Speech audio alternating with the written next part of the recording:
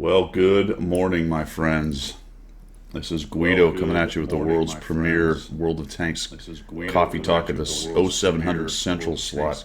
Coffee talk at And the. this is Pilgrim from the correct side of the Atlantic with his cup of tea, shilling as usual with a Guido mug. Buy one today. Good morning, and I've got my British Air Force.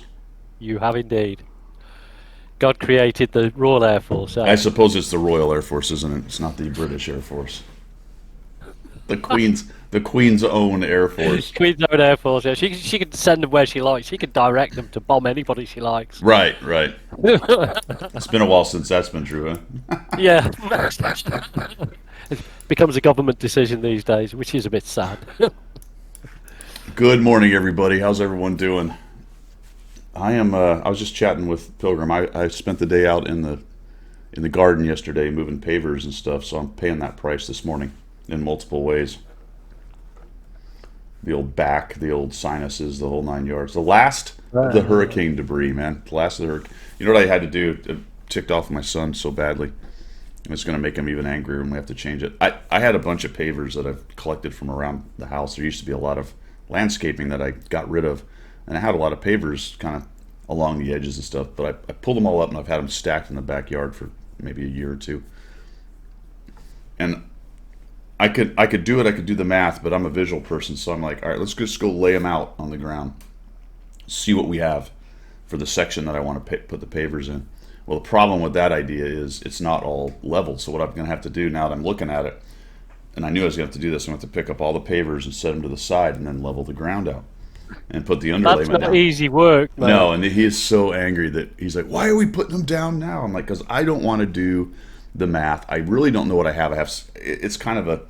It's not all the same kind of pavers. There's some different sizes, and I'm trying to look at how I want to do the design and all that stuff. And he's going to be so mad when we have to pull them all back up. Well, the thing is, now that just says everything because over here, you probably call it the same. We call it crazy paving because that's how it works out. It's crazy paving. It looks crazy all over the place, but it Yeah, looks good. yeah. Now that goes with your character, crazy character, doing crazy paving. I have four main kinds of pavers. Some I actually got from my buddy's house. He had walkways made of just the bricks, Right. kind of nice paving bricks. So I've got those. I've got these like double bricks that are kind of a little more worn and older, and I've got the standard. They're kind of ugly but square.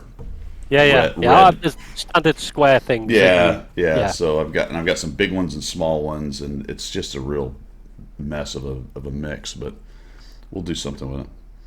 What you should have said is, your lad, is you do the math, but we'll lay them down anyway. Yeah, yeah.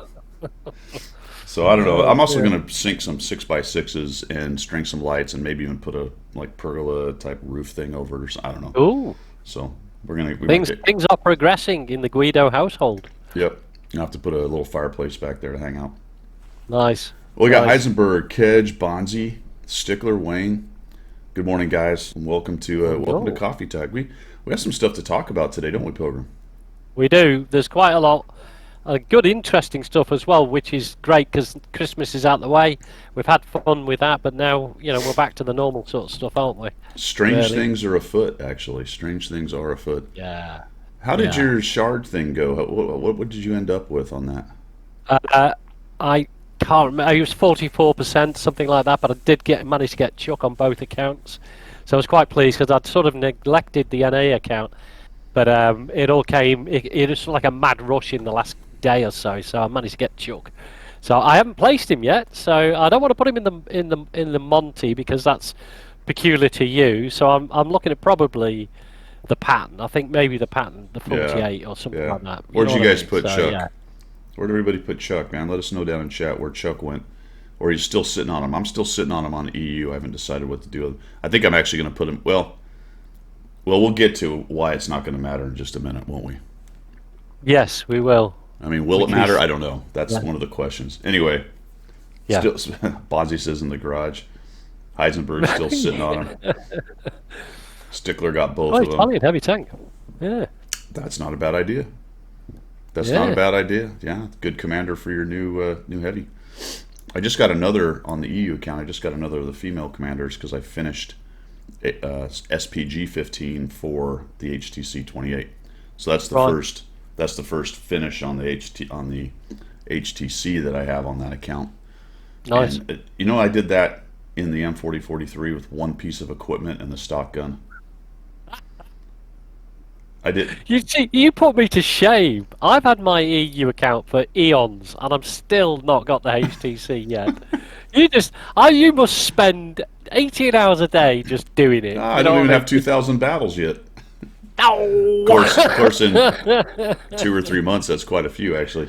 Yeah. It's just the SPGs are so bloody easy to do. Yeah, they are. They are, to be true. They are. You get yourself an M12, M4043, and Yeah. for the Stug and the HTC, simple. You probably want a 5053 for the, what is it, T55 and the Yeah, 268. I mean, one or two of the missions you need quite a lot of not stun but damage as well. So you need the bigger shell to do that, don't you? Yeah, so we're still plugging along a little bit on the 100 Battle Challenge, but it's mostly been Operation Chuck. I played a lot of Mana Core lately. I've got up to 55%, I think. No, 56. So we've climbed it up to 56%. I've clawed my way up to 76. I really want to get the second market, but my goodness gracious, the requirements are kind of crazy. Right. I'm averaging 1,700, which isn't enough. My assistant's pretty good, but that really needs to be like 25 and 2,000 really to, Well, that says to me there's some good players in the Monte Core out there. If you're struggling to, Well, it's interesting, isn't it? Because it's kind of a hated tank, yeah, and it does okay stats wise. The argument goes that only good players play it, which is a little counterintuitive because if it sucks so bad, why are good players playing it? I mean, there's a lot of ways to look at that. It does tend to have the lowest amount of battles in tier 10 scouts, but not by a whole bunch. I think the Rampanzer's down there. Do you know what? Well, this is the easiest question of all time. Which tier 10 scout has the most battles? I don't know. You don't know. What are the EBRs? I guess. The 10, yeah, tier 10 scout. The EBR 105 by 15 Oh, the miles. 105, of course. Yeah. Yeah, by 100,000 miles. As a matter of fact, I just want to hold on a second. Let me check this here. Is it Watt Info? I think it's Watt Info. So yeah, that's the right one. So we're going to go to Watt Info. I'm going to go to tier 10. This blew my mind. Tier 10 on the RU server. Wait, no, it was EU server. EU server, and we're going to go light tanks, search. We're going to look at the number of battles in the EBR. All right, so actually, let me pull this up since we're talking about it. We've wandered directly into subjects du jour. We have, but it's coffee talk, so we can do that. That's how we do it. That's how we do it. I've watched Joe Rogan. We know how it bounces back and forth. Yeah. So here we are, and I'm looking at the EBR numbers. All right. Yep. Manticore, 176,000 battles. 2,461. 3,269,000 battles in the EBR. Wow. Like it's a million more than the next closest. And if we go to RU, it's the same story. It's like the Mana Core, what was it, 35,000 or something like that, which seems like a lot, but it's not. About 1.3.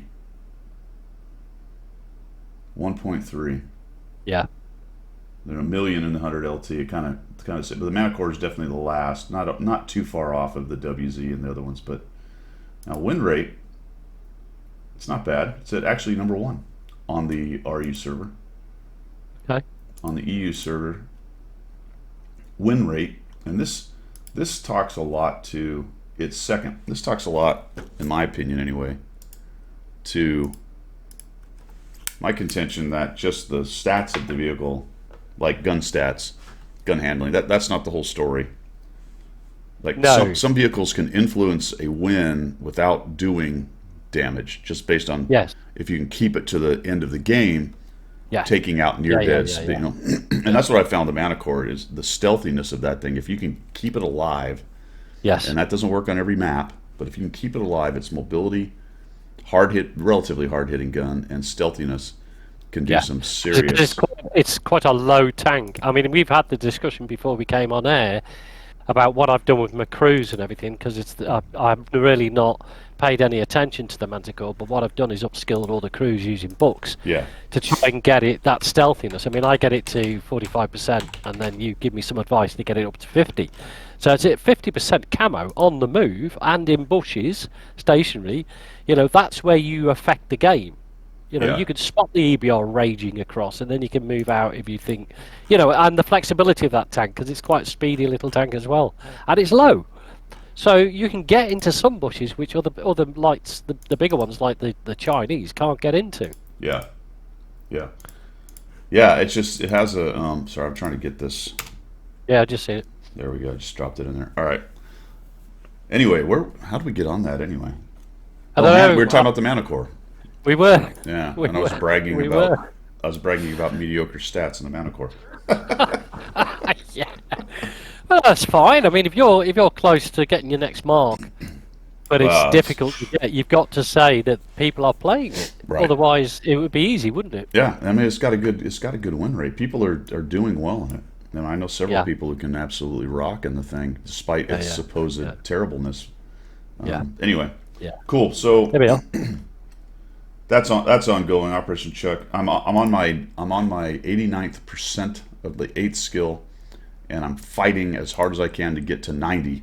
And it should only take me another 23 battles. That was like 500 battles at one point. So To be brutal about XP required to upskill to like the maximum level, it becomes completely impossible for most people. When you start to need 3 million XP just to take the next skill, when you're on your 7th, 8th, 9th skill, I mean that's you've got. I mean, very very few people are going to do that. Very few. yeah, absolutely. Next stream will be Monday, guys. So tomorrow I'm planning on streaming in the morning, and then there will be the stack up stream in the afternoon.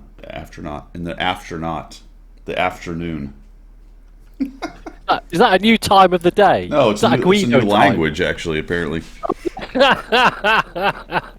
It's Floridian. that's another effect. That's another effect of my long day, man. Doctor Who, what's happening, man? See the list for the trade-in thing? No, I have not seen the list. Actually, I didn't know there was a trade-in going. Yeah, Commander AF alluded to it on her video. With the same rules apply. You throw one in and all the rest of it. We did chat about that yesterday. Trading.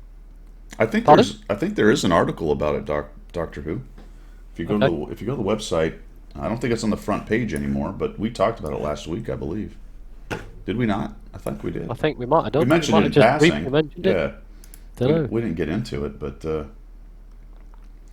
oh, I know. I think it was on the January sneak preview. Yes, that's right. That's right. It was. Yeah, so I don't know if there is a list out right now. It's a good question. Bundle officer.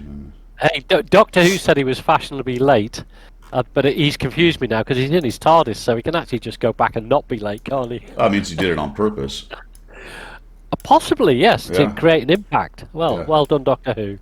He's like a wizard. A wizard is never late. He arrives precisely when he means to. Exactly. Yeah, we got that. Middle Earth now, aren't we? Yeah, we've wandered into Gandalf quotes. Yeah. All right, let's chill for a bit here. Yeah. Let's chill for a bit. There's really not much going on. I mean, isn't everybody just sitting around like the fat lord who just feasted? Well, You know? it is surprising, Guido, that they have pushed. You can get premium and gold at a discount a couple of days ago, and I just laughed because I thought, well, I don't need either of those two. Thank you very much. I've just had Christmas. Yeah. I can't eat another thing. I've had too many mince pies. It's just mint, sir. It's a wafer thin. It's a wafer thin. A wafer I thin. can't eat another thing. I'm gonna throw up. I'm stuffed. Oh dear, We oh all know how dear. that ended, so don't buy another tank. You may explode. Yeah, there is that. Commander AF has the Lanson. That's the special out there. It's actually not a bad price at 26 if you just had to have a Lanson. What is it? 15% discount, she said, Yeah, didn't she? Or 15. something I like that? checked. I can't use a. Oh, I can use a coupon. Wait a minute. Oh, is that with my? Wait, hold on now.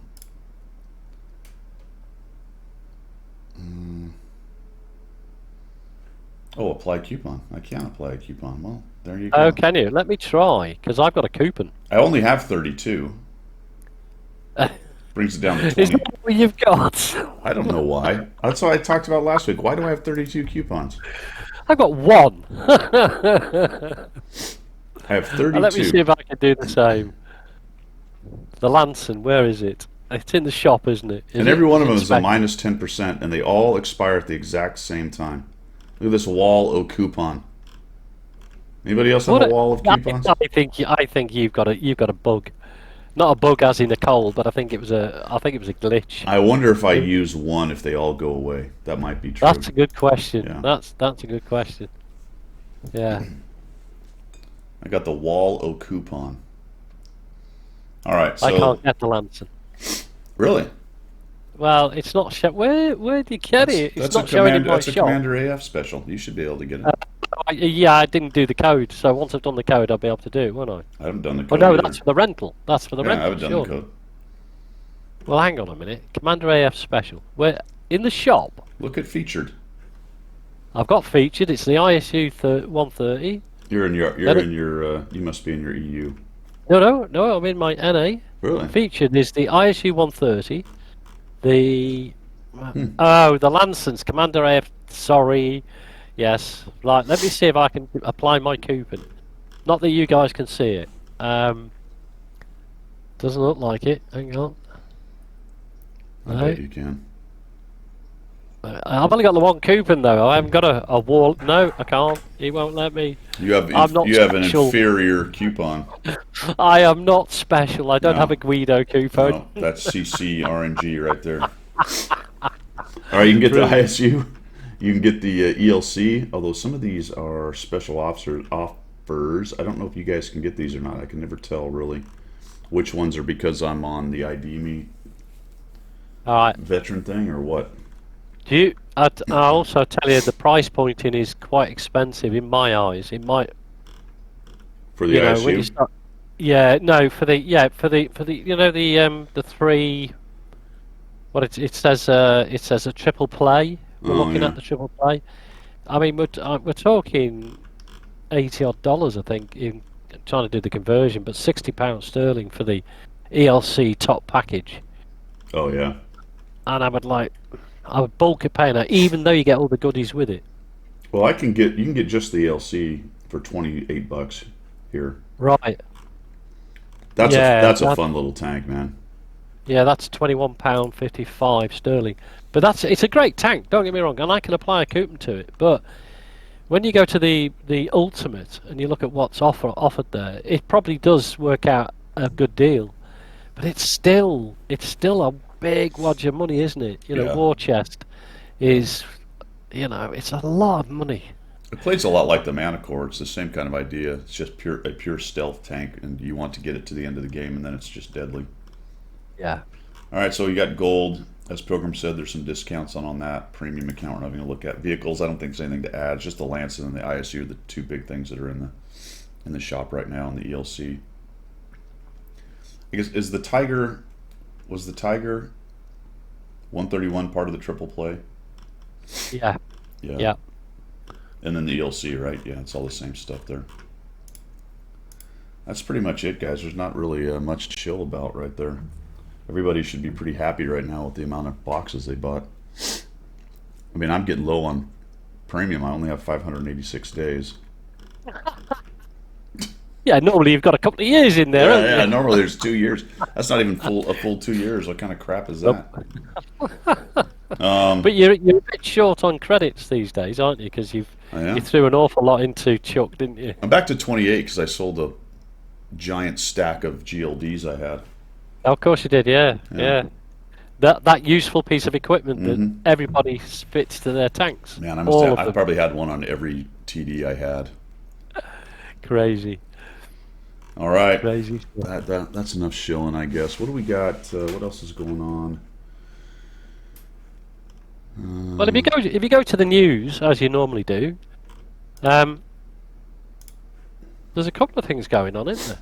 And if you, I mean, I don't buy from Wargaming Store, T-shirts and stuff. As you can see, I don't wear their T-shirts because they don't give me any commission. But unlike you, but there is some good discounts. There is some good discounts if you're into that sort of stuff.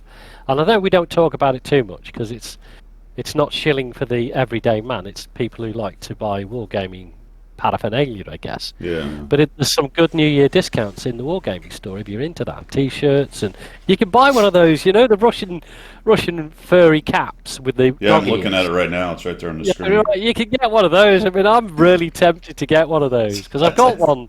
I've got an original one from an East German guard, but yeah, I might, But then I think it's Steven not. wears one of those. I don't know if it's the Wargaming one. Wallace? Oh yeah, yeah, yeah, yeah, yeah, Yeah, yeah, yeah. Wall zero yeah. seven or whatever his name is. Did you see Jingle's video on I haven't. the No, choo choo train with Steven? Um, no. what is his game name? The guys may know. Ye- Aye. But he's a EU. I don't know if he's an EU contributor. I think he might be a EU contributor, but he's big on the EU. Anyway, he takes and they are always goofing off doing crazy stuff. He takes a KB5, and then his buddies take two FCM 50Ts, put turbos on them, set them all up for ramming, and then they choo choo train. And it's just a video. Fantastic. Yeah, there it is, Wall 06. And they just choo choo train into things. They destroyed a full strength T26 E5 with a ram. Wow. Yeah, the video is fantastic. Okay, I'll have a watch of that.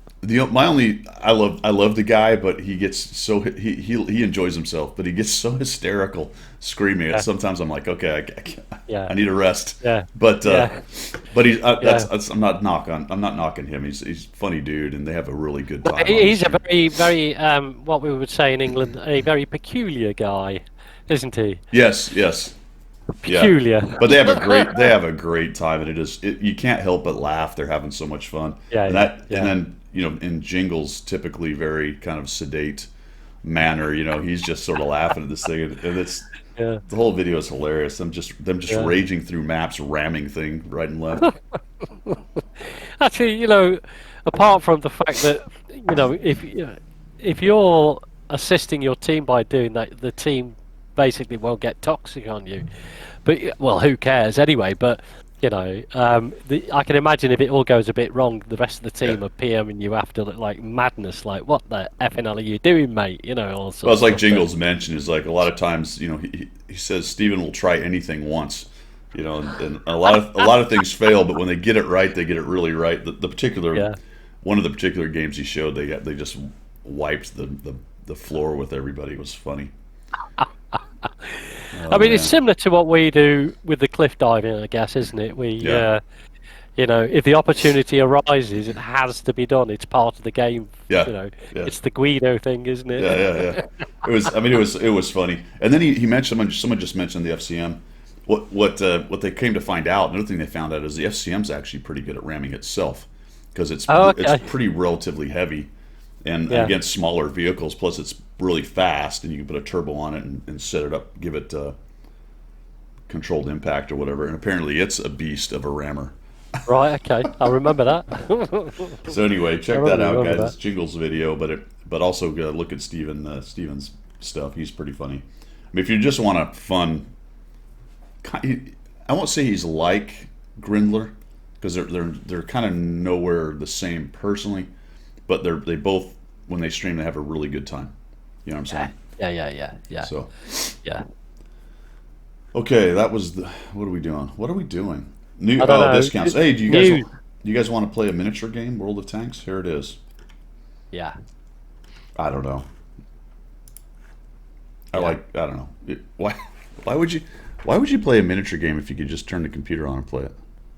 Yeah, strange that, isn't it? I've signed up for the beta to see. Oh, I don't know how they'll get it because they've got a select, haven't they? But I've signed up for it because I want to see what it's like. Because personally, and this is just me, my personal brain overthinking, is that if they're testing out a new game based on World of Tanks, then is that the way they want World of Tanks to go? The way that War Thunder is, with aircraft involved? Hey, wait a minute, you've shifted gears. You've gone into Order of War. Oh, sorry. Well, I'm not seeing what you're showing. Oh, I was What's talking this? about the miniatures game, man. World of Tanks and Miniatures game. There you Yeah, go. I'll shut up yeah. then. I can't see.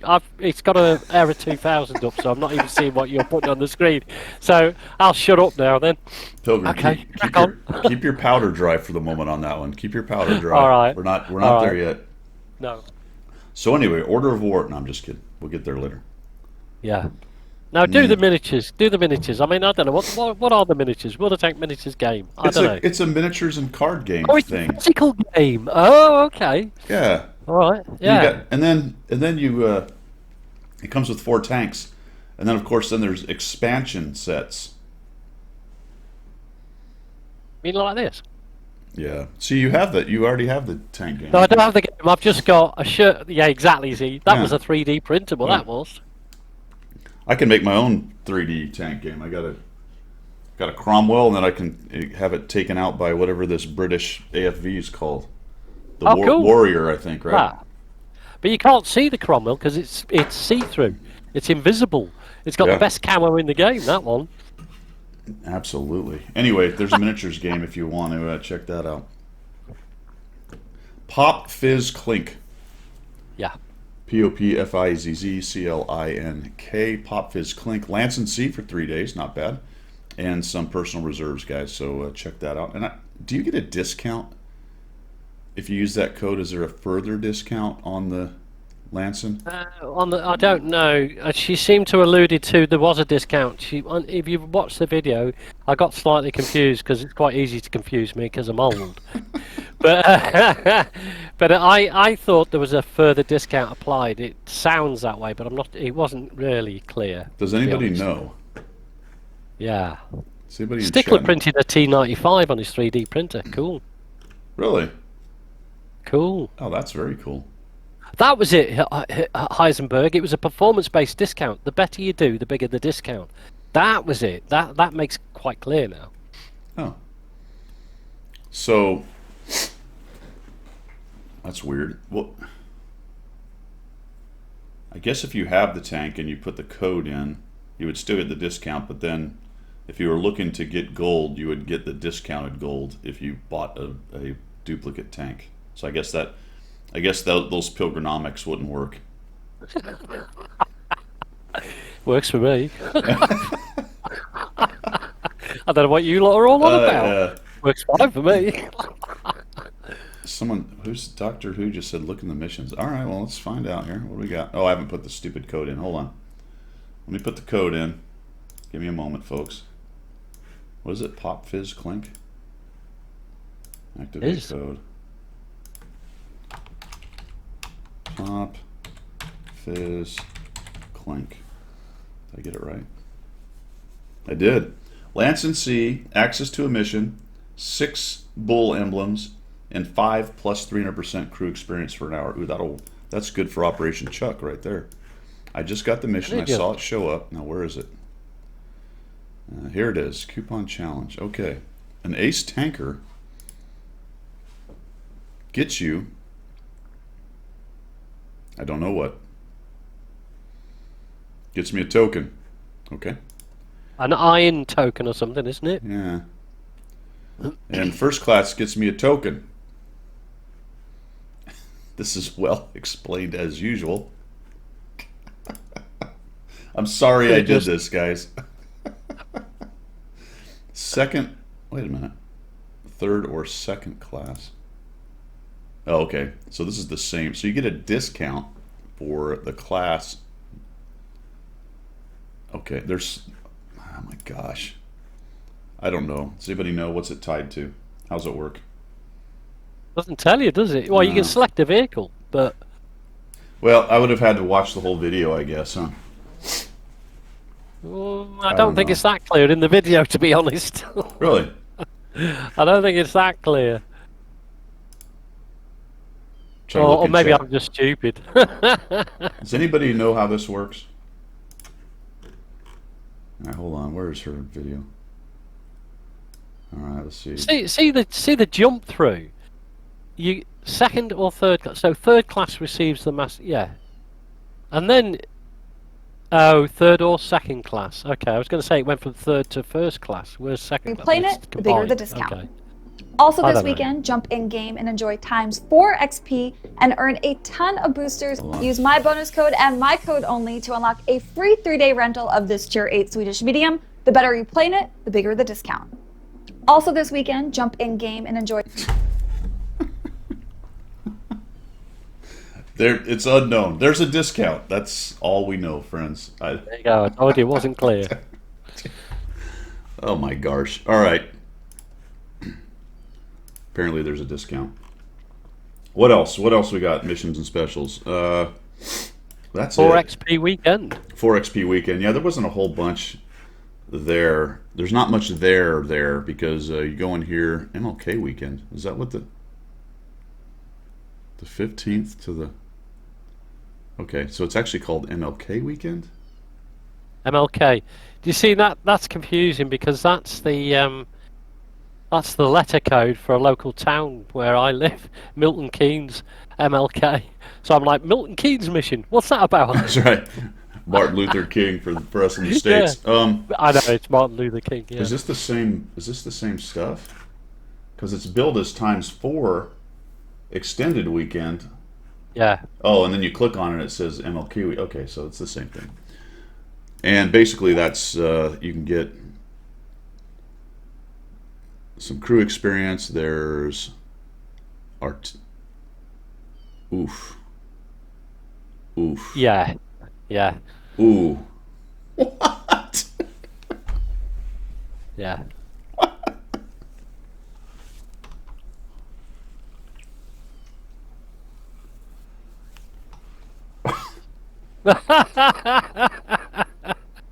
Yeah.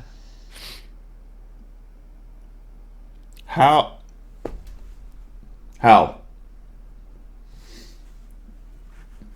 What? Okay.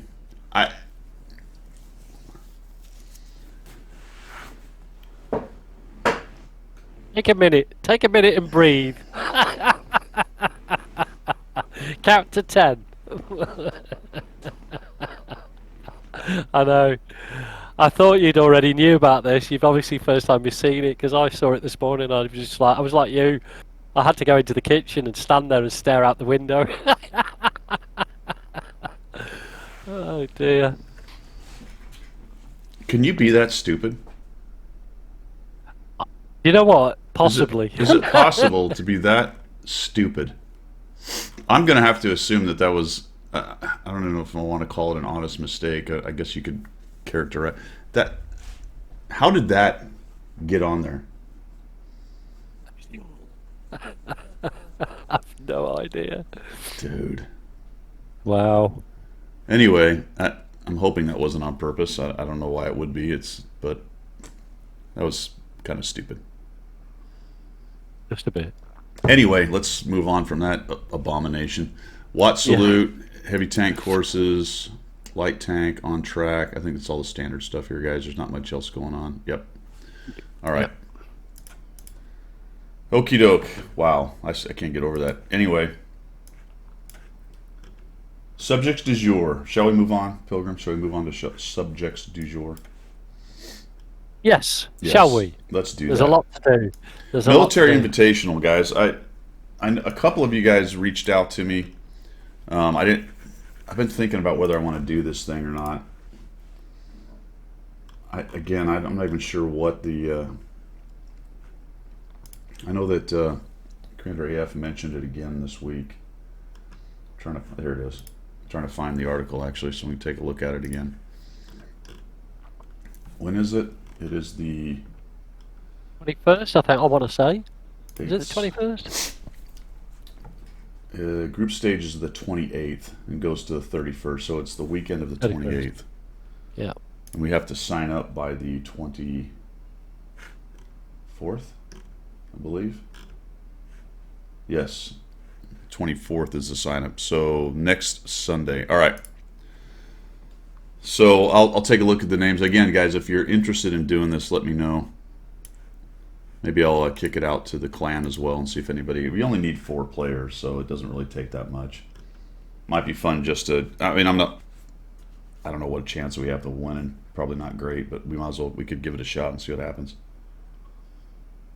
Well, yeah, I mean, there's only a limited number allowed in, isn't there? Am I right in saying that? Oh, really? Was it only like 60? Something really small number, or I might be wrong. I might be thinking of something else. Yeah, you might.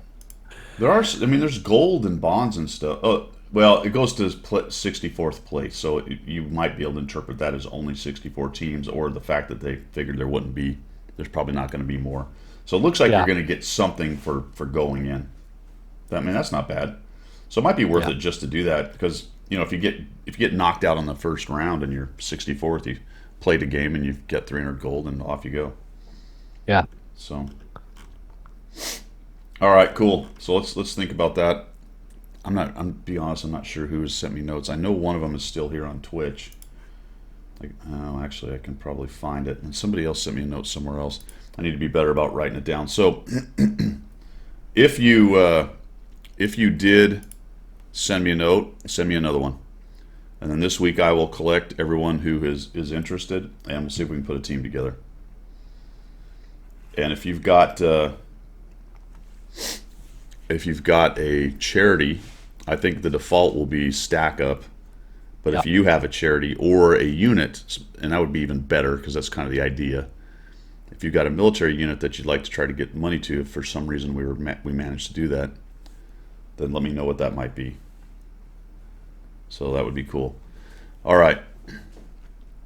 What else we got, Pilgrim? Well, I mean, we can talk about, if you want to, Order of War. Okay. If you want to. War. Yeah, let's do that. Let's take a look at Order of War. So, you guys may have seen this. It's an article that's up now. Bring it back up. Yeah. Order of War is a new game event. The general gist of it is there's one human that controls the bots, and then there's 7 humans that control singular tanks, and you're trying to take it out. It's sort of a tower defense, I guess, with humans on both sides. It's a world of tanks. It's all tier 10 as well. It's all tier 10. Is it tier 10? Okay. Yeah. It's going to be in Sandbox, guys, starting on Thursday the 21st and going to the 28th. You got to submit an application, so you need to go to this page and click on that button, submit an application, and I think you have to download the Sandbox server, which is an entirely different server, right? Or a client. Sorry, not server, but client. Yeah, different client. So you need room on your computer to do that. And I don't know, it looks interesting. It's tier 10, 7 versus a strategist, they call it. Earn a certain number of intelligence reports by playing as a tanker. Battles of 15. What it's saying, you can't become a strategist until you've got enough tank rewards to become one. Intelligence report. So you need to play as a tanker first. Yeah. So now that this has been put out there, there was going to potentially be an opportunity for the CCs to work with the developers a little bit on this beforehand in some play testing, but that didn't happen. So I don't know if maybe the RU guys got it or the EU, or for whatever reason we fell out of the list. But here it is now. It's open to anybody who wants to submit an application to check it out. I don't know it. Not everybody that submits an application will get in, by the way. They've obviously got their own criteria about who they want in. And what they're saying is it doesn't matter how many battles you've got, doesn't matter about your battle count, doesn't matter about your stats. We will select on our criteria, whatever that is. Whatever that is, okay. Yeah.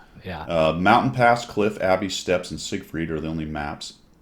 Strategist gets a top-down perspective, flying around the map and controlling, so it looks like a free map of some kind.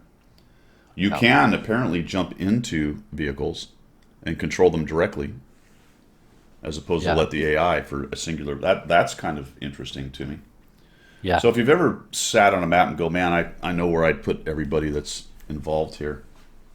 this is your opportunity to kind of look into something like that. I don't know what vehicles are going to be involved as the strategist, which ones you can pick. It looks If like you scroll right down, you might get seems to be a list. Well, I see Oh, units. The strategist creates their unit out of the vehicles in their garage. So Oh. 7 slots to be filled. So you've got 7 slots to be filled with tier 10 vehicles. Keep in mind each slot has its own restrictions regarding vehicle type. So you couldn't have a whole 7 artillery or 7 heavies or whatever. You've got to do whatever the slot requires you to do. under their command, capable of fighting that zone. Where did you see the part? Strategy Preparing your unit and selecting vehicles. So well, if you go when they say in their garage, does that mean your personal garage or the garage they've given you? When you go on the Sun, if my memory serves me right, and somebody will put me right if it's wrong. When you go onto the sandbox, your garage is replicated in the sandbox. So the way you get all the other tier 10s is you have millions of experience and all the rest of it, so you can do the grind very quickly. So your garage is replicated. So if you've got 30 tier 10s like I've got, those will appear in the garage. Yeah, I don't know if that necessarily means your garage or as in the garage they gave you to do the Well, event do you think with. they give you all the tier 10s? Well, they would have to, wouldn't they? Or the limited number they want. I don't know. We'd have to see. Well, this could be the criteria they're applying to selection. Could be. Is that you've got to have sufficient variance of tanks to be able to fill the 7 slots. I mean, I don't know why they would put an artificial gate in it like that. What would be the purpose? Why not just let the strategist have every tier 10 and go for it? I don't know. Yeah. I don't know. That would be kind of weird, wouldn't it? That in order to be a strategist, maybe they're going to make it a perk of unlocking every tier 10 or X number of tier 10s. Once you do that, you can play this mode as a strategist. I don't know. Okay. Interesting. But you can also set defensive units up as well, which is like you said, if you got the top down view and you say there's so much I would like to be able to do with that particular area of the map, and then you're allowed to position artillery batteries, pillboxes and watchtowers. So you've got that extra ability as well. That's cool. Yeah.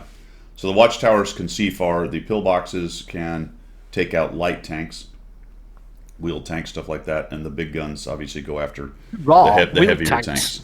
Yeah. I just want 300 pillboxes. That'll sort out the wheel tank problem. Just stick them everywhere. So anyway, there you go. I don't know. I think of all the extra modes they've ever come up with, this is the first one to might get me to do Sandbox. Yeah. Just to check it out and give you guys. Well, some that's content. why I'm doing it. I'm gonna do. If I get selected, I'm gonna see it through, and perhaps then give you some content you can throw down on Coffee Talk or something just to have a chat about. Because, I mean, I don't normally do. I used to do Sandbox, but I don't normally do it now. It takes more time up than I've got. You know what I mean? But I will focus on this for the whatever it is, the week or 2 weeks it's doing it, and just see what it's like. I'm interested in it. So Rolex says he's already watched someone play it. So Sircon has already played it. Oh, is he? Okay. Yeah. See, this is what I was talking about. They asked the NACCs and then they retracted the ask, and I think they got what they needed from other guys. And I bet did Sircon put content out on this already? Said standard act. Whatever, doesn't matter. It's kind of irritating, but there you have it. Did you see what Wayne put? When the bots get good enough, they drop them into pub match play. Doesn't that happen already? Some machine learning. Yeah. Some machine learning. All right, Rolex, thank you. So it looks like if you want to run over to Sircon's Twitch, you might be able to dig out the VOD on what this looks like. Cool. I might check that out later. Appreciate that. Good stuff. Cool. All right, Common Test 1.11.1 is coming, guys. Italian heavies. Somebody said they're going to put Chuck in the Italian heavy. Nice. Interface and HD improvements, but what I really want to talk about is, do we want to get into this now? Yeah, Well, it's going to be a subject that takes some time, I think. yeah. Oh, I'm sorry. I wrote down Platoon 2.0 because that's common test, not Crew 2.0. So Platoon 2.0 is coming in common test. They also dropped a Russian Tier 9 TD into the files. Yeah. K91 something TD. Yeah. Sneaked that one through, didn't they? So is that some kind of reward maybe for another? I don't know. It's a rear-mounted turret TD, isn't Yeah. it? It's like the M100 series or the SU100M I don't know if it's a turret series. though. Is it a casemate? I didn't look at it that No, it's a closely. casemate, but Yeah. it looks like the SU100M, Right. but a bit beefier, obviously. Yeah. Yeah. So yeah, Wayne might be a front line, the new front lines reward tank or That'd be cool. ranked or who knows. So whatever's going on with that this year. So that got dumped in there. There's also the Japanese TD line. That's super test, but they've got the Tier 10 initial stuff out there. Their Rolex Chinese, just not dropped Japanese. that. Oh, sorry, Chinese. Chinese, yeah. Chinese. Sorry, Chinese. Yeah, it's a 114 SP2, it's called. Yeah. Tier 10. And the difference in that is it's a 360-degree turret. You know what was weird about that is when I looked at it, I immediately thought Japanese because it resembles a Type 5. Yeah. Yeah, it does, doesn't it? A Type 5 TD. Yeah. Oof, imagine that. I But didn't really put that all together until when you said no, it's Chinese, not Japanese. I went, oh, I've been really actually thinking Japanese because I said earlier when we were talking something Yeah. about a Type 5, but it's not, even though it sort of Oh, looks I like didn't one. click to that. I thought you Yeah. were just referring to, yeah. Okay, it's not sushi, it's chicken chow mein. Okay, it's not sushi, it's chicken chow mein. There we go. Those two aren't even close to the same thing. No. No. Yeah, Oh, it looks man. like an MI. God, I ordered some tuna sashimi, kind of seared. It's got a Okay. different word. I can't think of it. It's got sesame seeds. They sear the outside and they leave, and they're like, "How do you like it?" And I want it. Yeah. I said, "I want it raw, rare." Yeah. It was like nearly completely cooked when I'm like, God. No, that's not the thing, is it? No, I mean, I it's- don't do sushi. Seriously, I don't do sushi. It just doesn't float my boat. But if you're going to have sushi, then have it the right way. Or that's how tuna is supposed to be sort of cooked on the outside for the first 2 or 3, I want to say, millimeters, sort of like a third of an inch. And then the rest of it is pink in the middle. Absolutely. Doesn't float. Absolutely. Yeah, it Red doesn't- is what I mean. I don't even want it. I don't even want to see any cooked. I just want it to sear to the outside. Okay. Just show it the pan. There you go. That's the pan. Yeah, Now it's cooked. that's how my dad used to order his prime rib every time. Stickler, I don't eat bait. No, I don't either. I love it. I love it. Every time the waiter would come out and he'd order his prime rib, and he's like, "Well, how do you want that? Do you want that cooked?" And he had the same story every time. It embarrassed the crap out of us, but I appreciate it now that I'm older because it makes me laugh. Do you want a quick story on No, I'm telling my story. Okay, you tell your This story. is then. Not saying it's boring, but I've got a better one. No, you don't. Go on about your raw food then. Tell us all about your raw food. Oh Come man, that is so rude. So on. I know, rude. isn't it just? So my dad would look the waiter in the eye and he would say, "What I want you to do is I want the chef to get the steak and hold it in the middle of the room." And he says, "Do you have a lighter?" And that was back in the day when everyone had a lighter, especially waiters because they could light people's cigarettes. Like, yeah, I've got lighters. I want you to take that lighter, stand in the doorway, light it, and walk through the room. Don't get too close to the prime rib, and then bring it to me. That was his story. Brilliant. That was. Anyway, moving on. Now that you've ruined my story, tell me your. I can't remember now. Well, get on with it. Yeah, I'm gonna blow my nose while you do your story. Oh yeah. No, I can't remember now. Anyway. Come on, tell us. Oh, all right, then I'll tell you. Hong right. Kong. I'll drop. You talk through my story like I did. Well, mine to you. was I'm sorry. mine was in Taiwan, Taipei. My story. Oh, was it? Oh, it's yeah, even better than that's Hong where Kong mine then, was. isn't it? Yeah, so Yeah, you just you- roll in with yeah.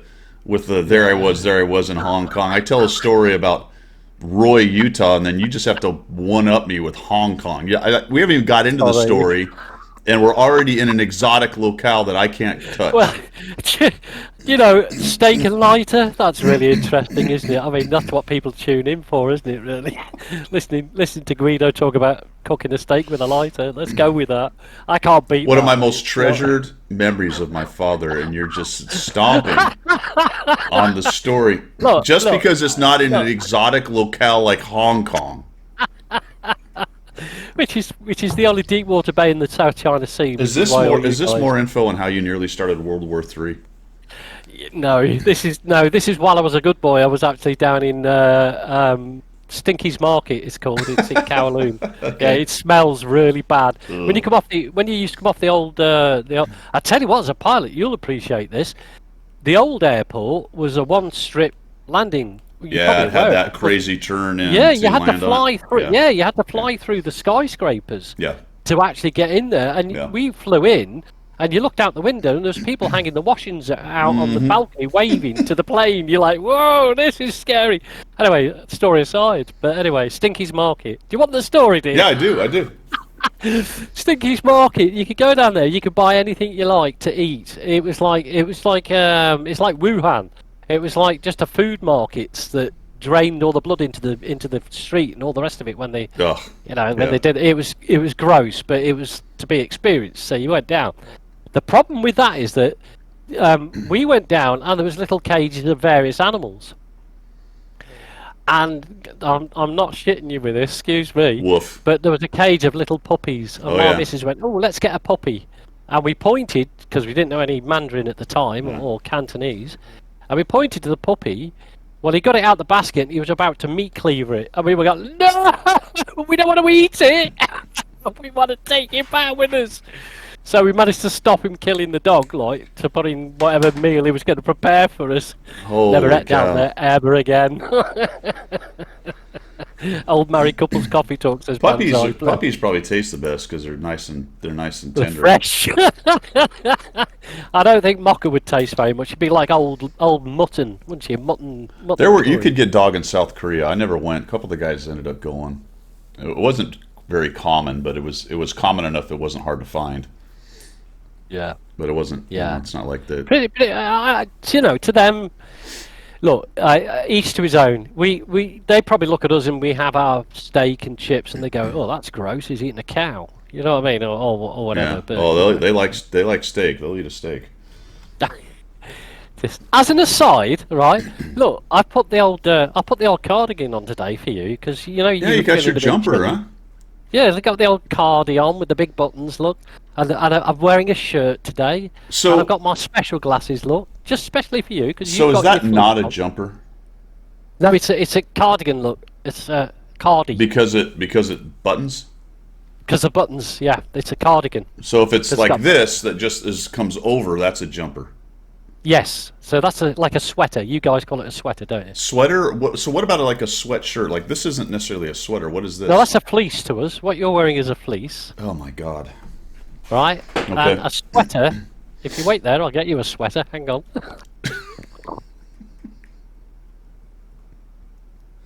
I don't know if we needed a sweater, but we're gonna get one.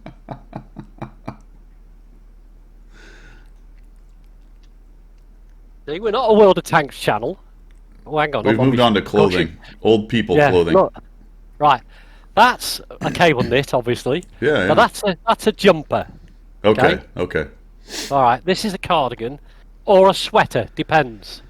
Depends what you want to call it. But anyway. So you can call a jumper a sweater, and nobody will bat an eye. No, that's fine. Okay. But it's the polite conversation. It's a jumper, because a sweater just invokes visions of like Sweating. dark armpits and dripping fluids out of your body, doesn't it? Really. Bubble and squeak, stickler. Bubble and squeak. Bubble and squeak. Staple diets in Liverpool, like Scouse. Yeah, it's like everything. It's all the vegetables and whatever you've got left over from your Sunday dinner, you throw in the frying pan the next day. So you've Where got did a you little bit get- of meat, some potatoes, some vegetables. You put it all in the frying pan. You fry it all up, and that's Yeah, bubble and bubble and squeak. squeak. Yeah.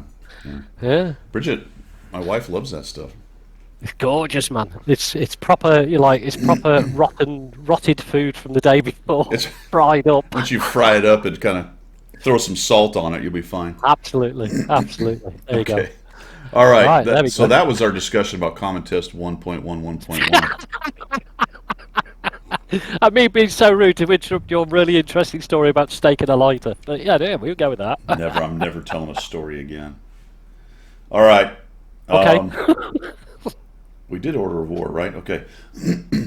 So Operation Chuck. Been playing a lot of Mana Core.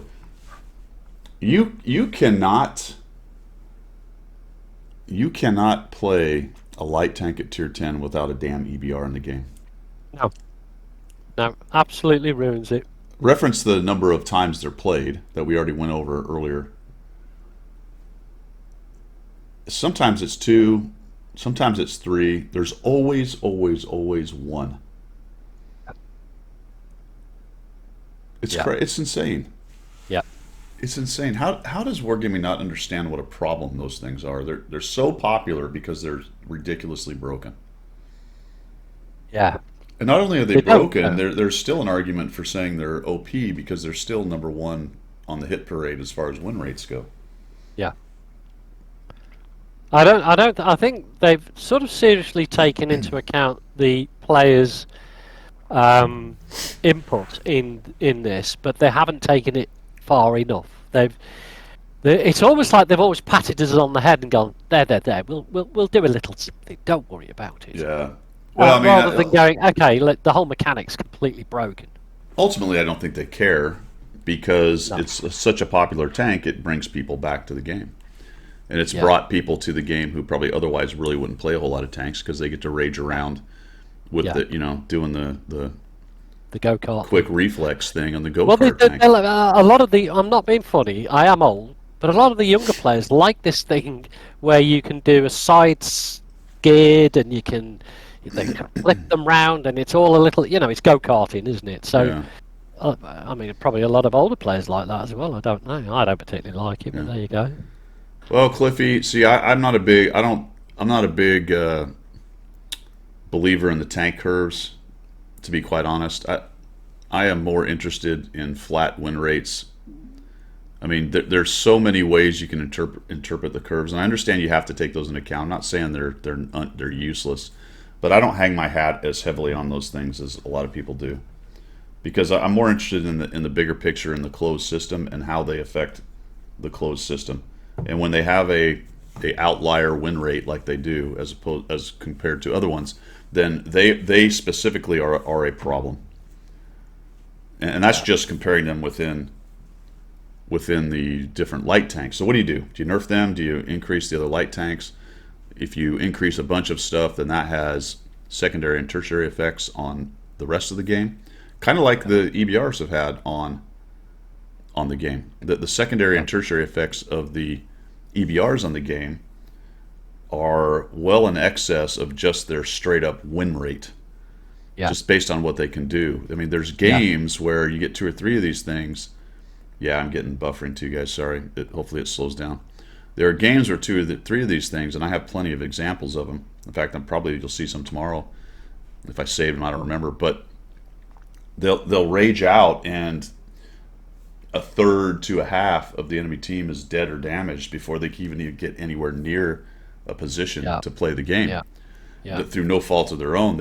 Even if you tried to go to the back red line, you still wouldn't be able to get there. And the disruption of the game that they cause, that was the goal of them, was to help disrupt a static game. But the problem is that the secondary and tertiary effect of that is it's so disruptive that it can ruin the gameplay experience. Not always, not every time.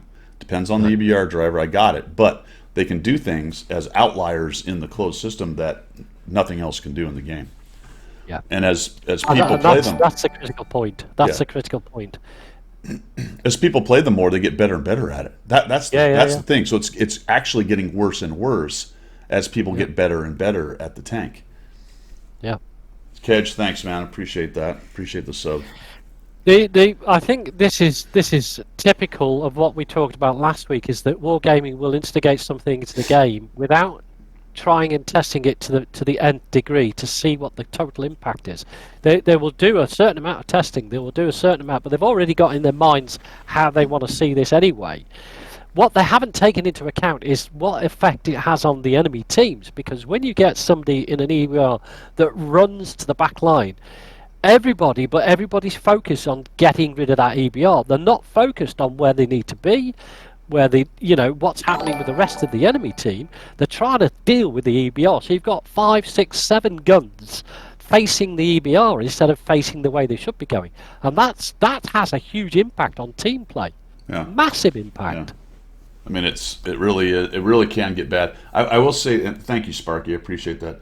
I will also say that Tier 10 is despite the EBRs. I think the EBRs are part of the problem. They're not the problem, but they're part of the problem. Tier 10 is a mess, man. Even worse. I mean, the Rompel stomps at Tier 10. I would like to see numbers. I wonder if this is true. My feeling, anecdotally, is that the 15-1 games, turbo games, happen much more at Tier 10. I could be wrong, but I feel like Tier 10 games can be over so fast because you get 2 or 3 tanks make mistakes early on. You get EBRs, you got the giant Alpha TDs. Somebody gets lucky with their 4005 and nearly one-shot an important tank in your team. I don't. It just. Sometimes I'm on Mana Core, and maybe some of it is because I'm driving a Mana Core, and there's a lot of times you can't really have a very positive effect on the game, especially if it goes south early. You're probably not coming back with a Mana Core very often. But sometimes I'm 2 minutes into it, I'm looking around going, well, I can't do it. There's not a damn thing I can do other than try to farm some damage and keep my damage up a little bit in a loss. Use the stealth to fall back, and try to get some damage. And that has happened in the game forever. It's part of the way the game is designed, not on purpose, but just based on the way it's designed, permadeath, all that stuff. The cascading effect happens, but it feels like at Tier 10 that it's just getting worse and worse. Yeah, I think you're quite right. It's not all down to the EBRs, but I think the dynamic gameplay now has changed significantly because of the EBRs. I think we're just getting raided here. Are we getting raided? No, we got a hype train. We got 3 nanosecond. Thanks, man. We got 3 subs in a certain time, and then it starts the hype train. We're at 94%. Wow. I have no idea what that means. It's cool anyway. I feel like it's getting kind of saucy in here a little bit. Isn't it? Yeah. Wow. We should start insulting each other's stories again.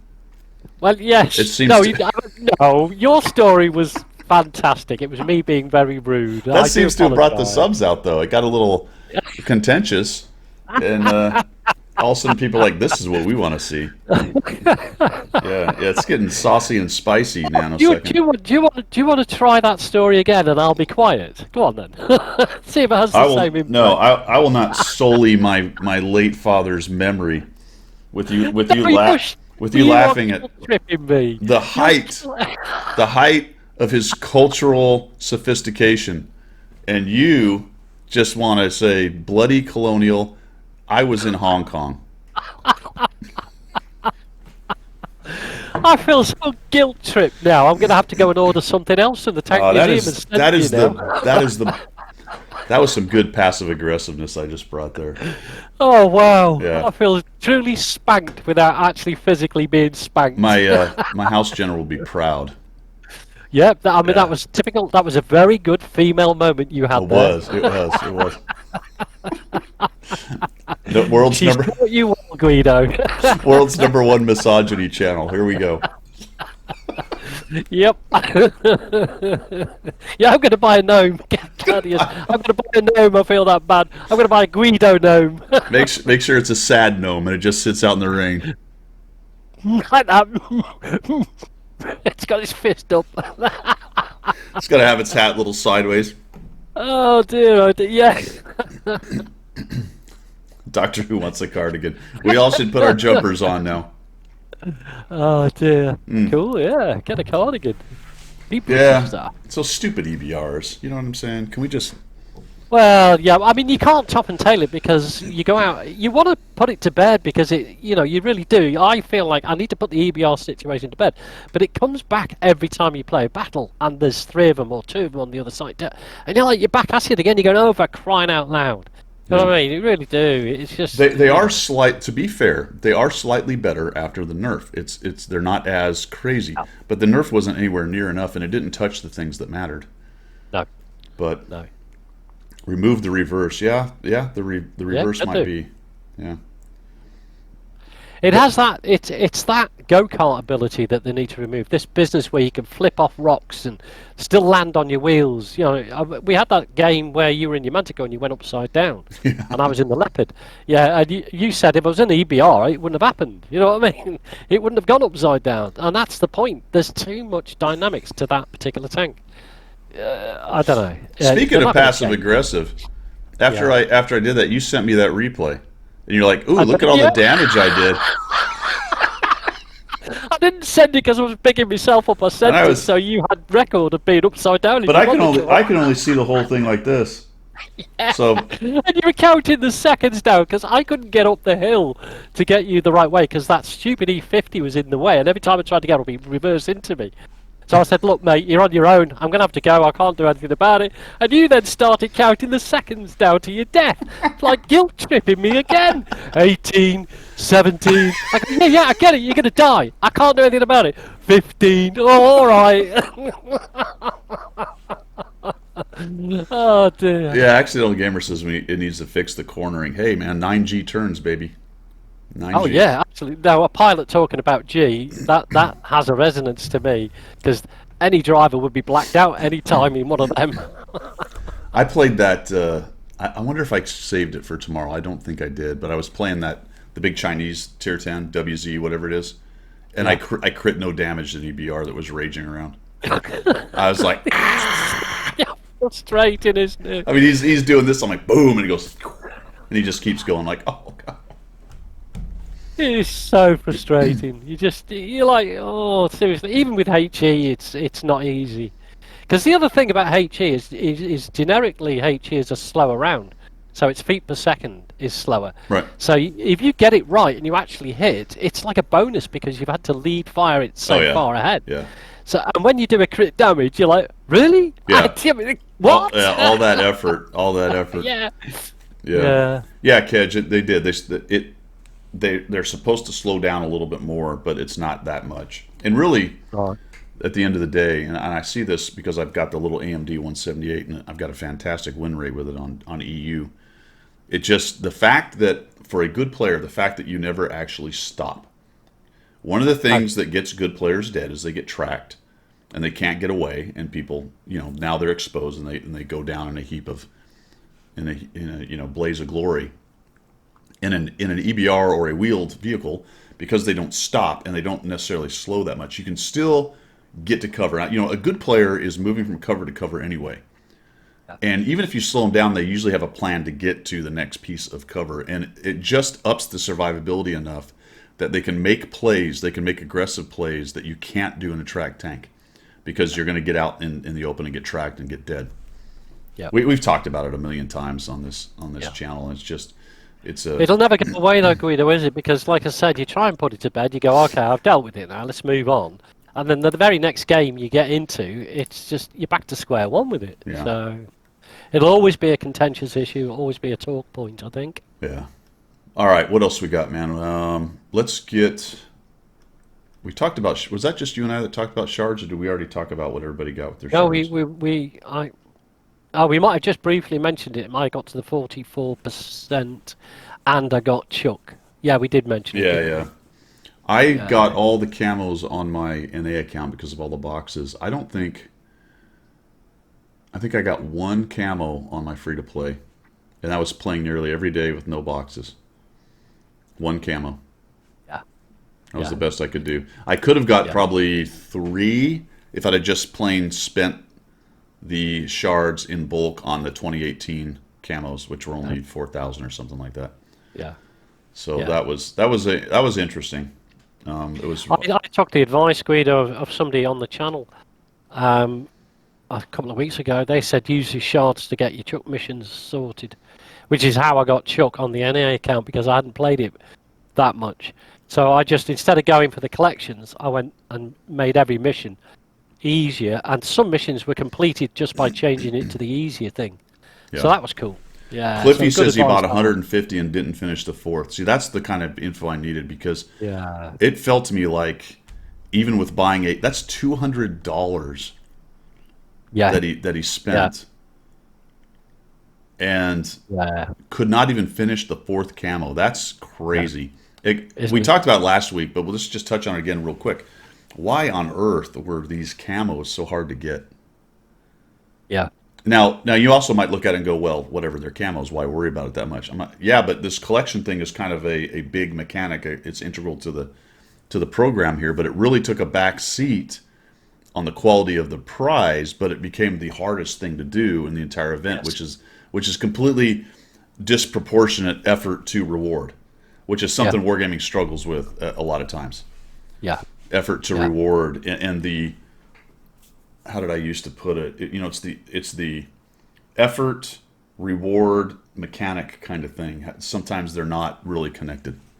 No. I think that's fairly typical of wargaming for whatever reason, is that they put great store behind camos. And I think, the general populace player doesn't. They can give or take camos. It's great when you get them, and I'm like that. I don't really. I wouldn't go out of my way to try and get a camo, but when I get it, yeah, it's cool. It's fine. Thank you. Some But it's people do not what like I'm them though, after. Pilgrim. I mean, I know several of the CCs that just love camos. Yeah, it's They're all about it. perception, isn't it? Yeah. So yeah. I like them, but I can kind of take them or leave them. I'm showing the Manticore. I do enjoy the Manticore all doctored up. That's kind of fun. But I have a lot of tanks that have the basic He'd camo. do it for me. Yeah, I have a lot of tanks with just a basic camo, and I haven't really bothered. Yeah. Yeah, so Heisenberg's got 6 keys. He's doing well. did he steal one from somebody? Yeah, I reckon that's what he did. Somebody send him a key.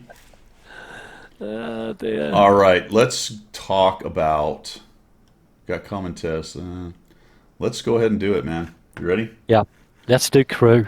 All right, fellas. Crew 2.0. I'm going to take this off of the actual website that it was leaked on, which is Watt Express, I the think. Watt Is it? Express. I like this picture of Merkel right here looking into space. Don't you love the ads that you get on the side? It's cool. Oh my gosh. I can also get Glossier, which is some, I guess I need some makeup. Closed test 2.0. Oh, sorry. Closed test of Crew 2.0. So, there are official leak channels that I can't make heads or tails of it, but essentially the bottom line is there are some people who are officially allowed to leak, which at that point, is it a leak or is it just a press release?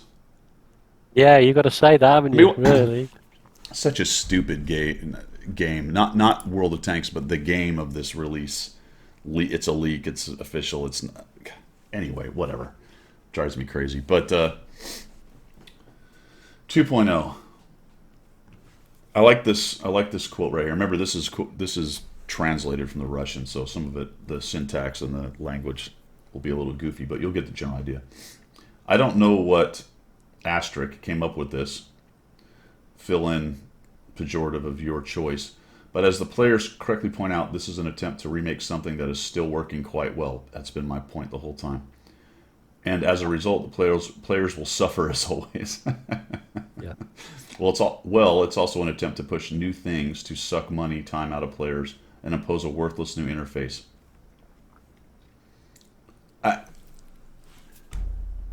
Probably, I guess, you already can spend money on Crew, so what's the difference? Unless they're talking about it's going to be much more expensive, time will tell. And they developed approximately, I don't know what that means, face a lot of problems due to the new Crew, which interacts just with everything in the game. All right, that is a very important sentence because it goes back to what we talked about with the EBRs, that unintended consequences, second and tertiary effects in a closed system like a game.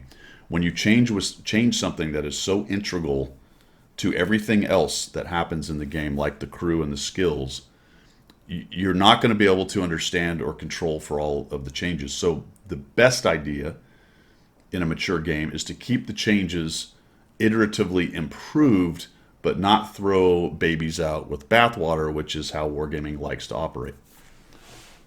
That's Guido's 2 cents on that. And again, on that point, just to pick up what Bogey's saying, isn't that exactly the same complaint about Equipment 2.0? Anyone want to go back to Equipment 1.0? I think there's a nuanced difference with the crew. Equipment 2.0, everybody went, and then it actually worked out right.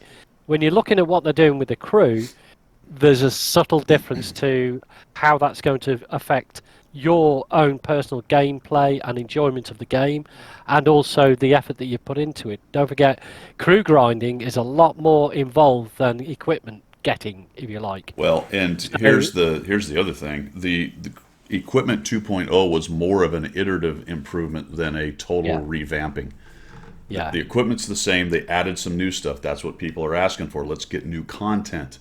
The way equipment works is the same. There's 3 slots. You put equipment in. They did some tiering, changed some of the price levels to improve, to make it easier to get equipment for lower tier.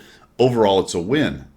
It was a good job. It can still be tweaked. They can continue to, change equipment, add Small equipment, changes. whatever they want to do. So even though equipment languished for a really long time, the improvement was more of a improvement on the system, not a new system. This is completely different.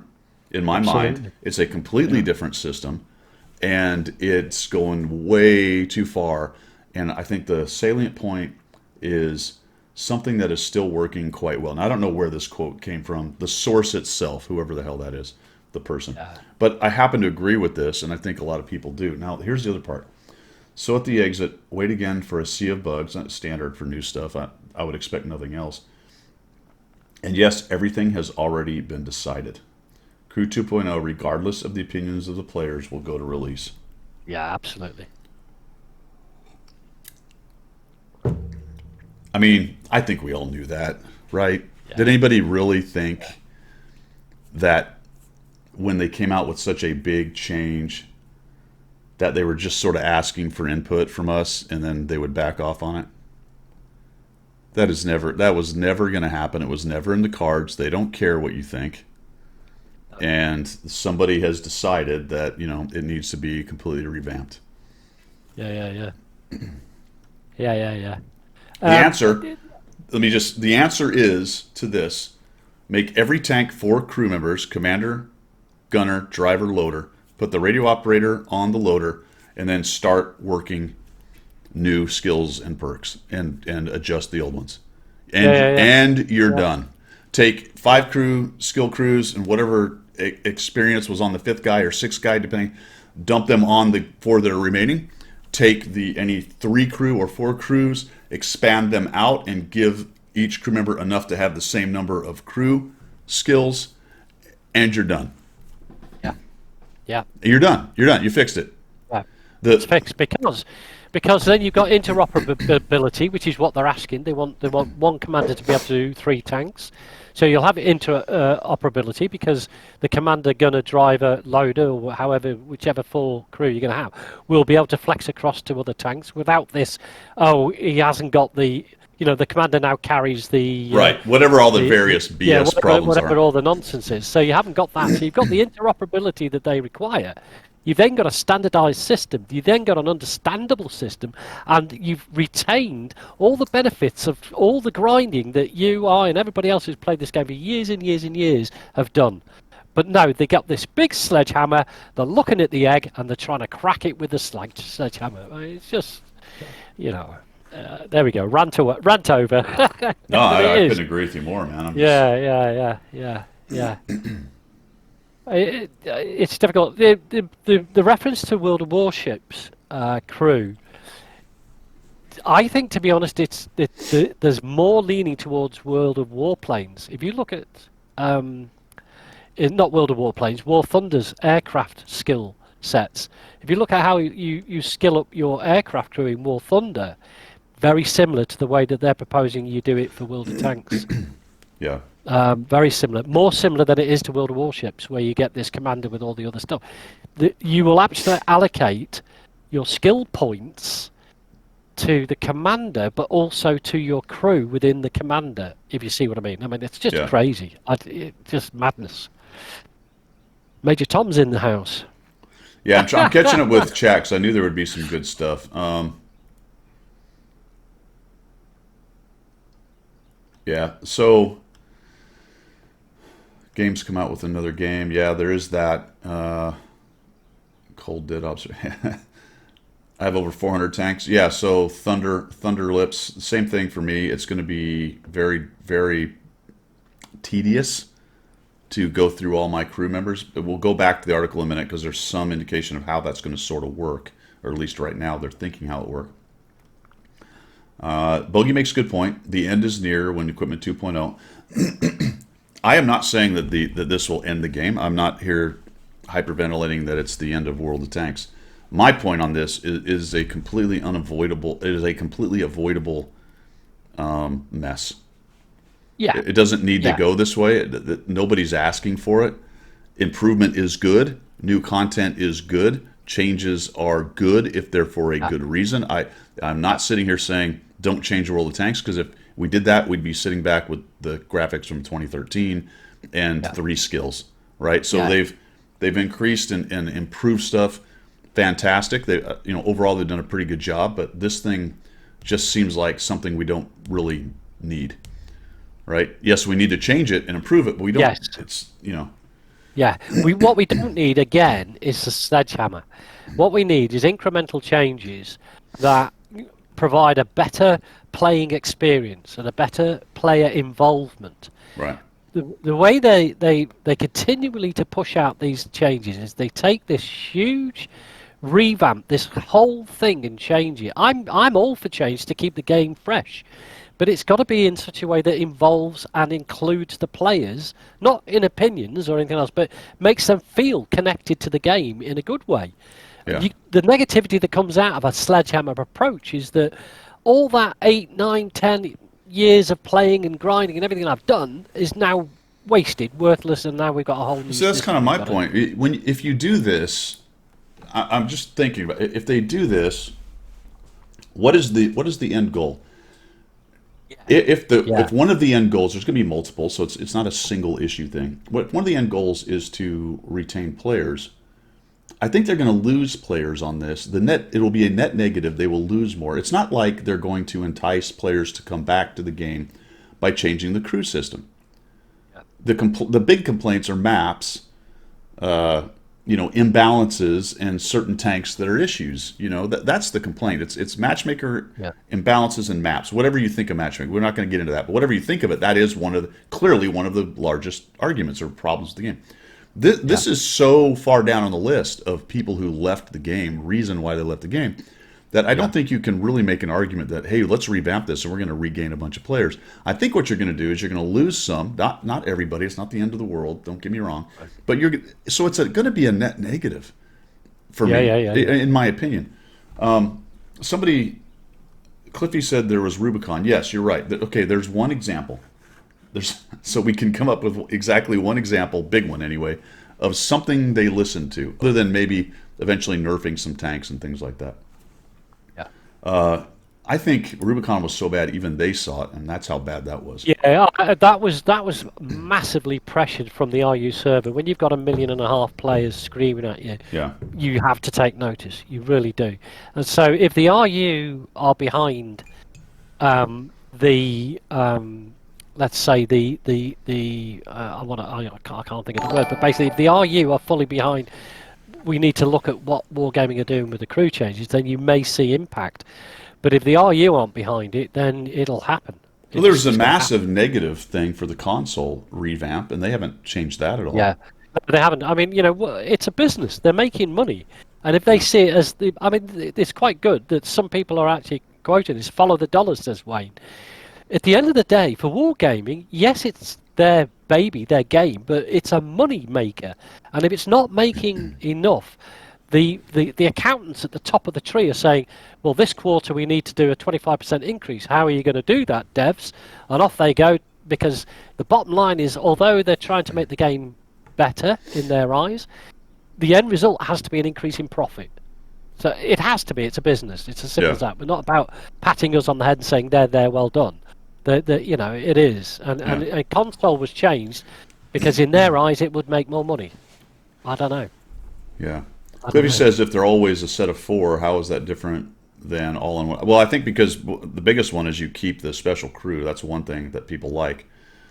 I suppose, if it's more than just the crew, though. You know what I'm saying? When they're talking about 2.0, they're going to really change the number of skills and how they all interact. And we can look at it in a minute. It's quite complicated on which you're going to have different branches, and then you can select one special branch, ultimate or whatever they call it, and some other things. If you keep it at 4 and you keep the system the same, and you just change the crew skills or make new ones, then that's something everybody's familiar with. It's not so different. That's kind of my point right there. The pain points are in both systems. We'll cover these. The pain points are moving crew around is painful. Players, the customers don't really like that.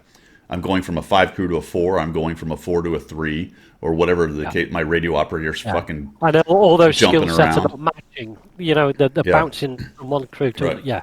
So that takes care of that pain point, as will 2.0 if you make it all just one grouping. But then I think you're adding another level of unneeded complication on top of it. What's the benefit of that? I don't know. I'm feeling the love, guys. Thanks, Kedge, Stickler, and all the rest that Yeah, we just got tolerate my presence on Guido's channel. You've got a sub as well. Somebody's sub. Kedge just gave out who did he give a sub out to? Charlie Horse. Oh, right on. Cool. Thanks, guys. So Major Tom likes him. He thinks they'll be much better. No, there you go. Well, no, I mean it's a personal opinion for everybody who plays the game, because we all have our own personal opinions of how the game should go and all the rest of it. But I think giving it out there that there is enough people who say change is good, but change on a vast scale like this is not the good thing. Yeah. There may be occasions when there is a massive change required. For example, when they upgraded the graphics package, there was a lot of noise from, and this is the RU server, because historically they don't have such high-end rigs as they do in the West. Right. So there was a lot of noise saying, well, the graphics package is going to stop me playing the game. But they overcome that because all they do is downscale the graphics in the UI. So you can still play it on the less high-end game. So big changes, sometimes they work. But I don't think they've thought this through, and I think they're already, although they're still in the planning stage, as they say, but I think they're already starting to feel the pinch on it. I think people, maybe they will I don't know. You would hope they would look at it again and maybe just incorporate some. I don't know. It's just Well, Cliffy makes another good point. We haven't touched on it, but there are 5 new maps coming out pretty quickly. Yes, too. I did see so that. That will definitely touch on the map issues. Yeah. Major Tom came to PC from console. He likes the commander system there, which is more or less what we're going to.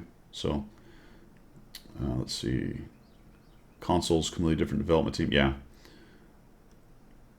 Pilgrim Talks. I'm getting all the love at the moment. Thank you. Little old me just contributing my Britishness to the Guido coffee talk. They're changing the skill options in World of Warships by role as well. Some skills will not be available for a DD. Okay, there you go. Let's see. Okay, all right, that's interesting. Well, that's actually a good point, Cliffy. The vast majority of players haven't heard about it. That's another subject, and I think it's an interesting one, the whole communication thing. A lot of people complain about how wargaming doesn't communicate. Well, you know what they actually do? You just have to spend a lot of time reading stuff and being on their webpage. Everyone here is a power user. We all kind of have an idea what's going on, but you're right about the vast majority who just turn the game on and play. And that update's going to hit them in the face, and they're not going to really understand what the hell is going on. So you probably lose a few people there, but those are going to be your more casual people, which you got to have. I mean, you got to have them as well. You know. Yeah, not everybody's a power user, but to make up a player base, you're going to have that. You've got the competitive 10% who all want to be purple. Then you've got the guys that like us, power users, and you've got the general play, and that's every game. And the people who just dip in and out. I mean, I dip in and out of DayZ when I get stressed with World of Tanks. Yeah. Well, Major Tom seems to think we're going to like it, so we're not going to be able to rabble rouse. I guess. Guido, to be fair, I'm not averse to change, and I will adapt, as we always do. We adapt to whatever happens, and I will, eventually at some point come to, if not like it, deal with it, and it'll be what it is, because I'm little old me. I've got no influence on how the game is progressing. Yeah. But while I've got a voice, and I can say, right now, looking at it on paper, it looks just too big a change with too little input, quality input, if you like. So here's a question that I think always gets lost on these things, because people, and we can see it in chat. Some people are, let me see if I articulate this the way I want to, like saying, well, you'll get used to it, or it'll be fine, or whatever. But I always ask the next question. Well, okay, but why do we even have to do that? You know what I'm saying? Will it be actually better? Is there an easier way to get there and not completely revamp the system and not really understand what the secondary and tertiary effects are going to be? And my opinion is yes, you can do it by the way I said, and that's actually fits within the mechanics of the game that exists, that everybody understands, and it improves it. Right? Yeah. It hits the pain points of moving crews, of understanding where the skills go, and now we can concentrate on the shit that matters. And the shit that matters is not how the crew interface works. Who gives a damn? Yeah. And I agree with some of the people. If it's a crew and it's one commander, or if it's 1,500, who gives a damn how that UI interface works? What matters is how the skills impact the game and the perks. That's all that matters. Yeah. All right. So if the impetus here is to just change the crew thing and make the UI different, and who gives a damn? Yeah. It's the crew's perks, and that's the piece we don't really understand right now. There is some information in that article about max of 5 skills. There'll be branches, some other things going on. You're going to get bonuses from instructors, and you can have 4 instructors, and you can have 3 tanks, and holy shit. You know what I'm saying? Yeah. That's a lot of, I don't know what the hell it's going to be when I get my 500 crews and I start trying to figure out what I have here, And yes, we will all learn it. And at which point we'll understand that UI and that system. But again, I have to go back again to the basic question of why does it take that to make it easier? It doesn't take that. There's very simple ways of massaging the system, or massaging elements of the game. For example, like we've already alluded to, 4 crew tanks right the way through the range, set skills for each one that are applicable, and so on, and an understanding of what each skill does. So that's incremental change, and that's change that is, in my eyes, good, with the same end result as the sledgehammer. You've got an improvement in the crew skills. Yeah. You bring in your player base with you while you're doing that, instead of alienating, a large majority. And at the end result, the same. We say in the military, as you you need a mission statement before you can do anything. So what's the mission statement here? What is the mission statement? Why are we doing this mission wargaming? So you take your mission statement, and from that, then you break it down into how you actually get there. So it'd be interesting to see what their mission statement is with Crew 2.0. You'll never know. But yeah, wouldn't it? So Clippy says that he hopes they keep the signal relaying skill. No, that's designated target. This is off subject slightly. I actually just put designated target on my mana core to see if it increases assist a little bit, and I tee every damn thing I can find, especially if it looks like they're going to go out of my view range. Tee them up, but it's weird because it doesn't feel like it works sometimes. Like I'll tee it just as it's going out of view range. So there's probably something about that skill I'm not quite understanding. Yeah. But I feel like sometimes I tee it up and then it goes away. I'm like, wait a minute, don't I get an extra 2 seconds? I certainly did not get my extra 2 seconds. No, no. It's funny, isn't it? There's obviously a lot of soft stats within each of the skills because you press your alt and it'll tell you in basic terms for a basic person like me, and I get it. But you're right. There's a lot of nuances to each of the skills, which would be nice to know, because then you get a better choice of how you're going to define your crews and so on. Yeah. But yeah. So Major Tom says, I think the worst part of this game is grinding crews, and anything wargaming can do to minimize the process is a positive change. All right, that's Pilgrim mentioned pain points. That is one of the end game things they're trying to do, I think, and I think they're trying also based on what I'm seeing with this system. And somebody else mentioned that you can put a commander can do 3 tanks. I think they're trying to level the playing field a little bit with crews here. So you can take one really good crew, and now you got 3 tanks that crew can run, or commander, or however the hell it's working. Okay.